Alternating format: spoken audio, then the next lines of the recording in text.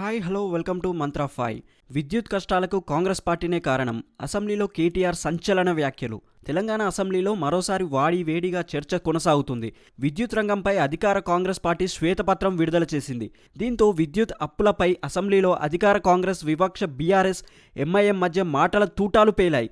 ఈ క్రమంలో బీఆర్ఎస్ విద్యుత్ రంగం బకాయిలపై చర్చకు సిద్ధమంటూ ప్రకటించింది. చర్చ సందర్భంగా BRS working president MLA KTR పలు కీలక వ్యాఖ్యలు చేశారు.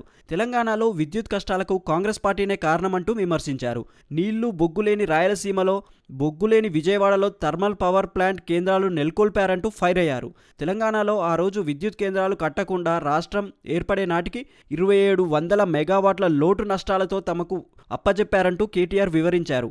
శాసనసభలో విద్యుత్ రంగం పరిస్థితిపై చర్చ సందర్భంగా మాట్లాడిన కేటీఆర్ 55 ఏళ్ల కాంగ్రెస్ పార్టీ చరిత్ర నిర్వాకాన్ని వైట్ పేపర్లో చాలా గొప్పగా చెప్పారంటూ ఆగ్రహం వ్యక్తం చేశారు. వారికి ప్రజలు 11 సార్లు అవకాశం ఇస్తే 2014 నాటికి 6 గంటల కరెంటు మాత్రమే ఇచ్చారని, వారు తప్పులను వారే ఒప్పేసుకున్నారని కేటీఆర్ అన్నాడు. ఇంకా మీకు నచ్చిన ఎలాంటి వీడియోస్ చేయాలో మీరు మీ కామెంట్ రూపంలో చెప్పండి. మరిన్ని ఇలాంటి వీడియోస్ చేయడానికి మీ సపోర్ట్ని లైక్, సబ్స్క్రైబ్ అండ్ షేర్ చేసి తెలపండి. Thanks for watching.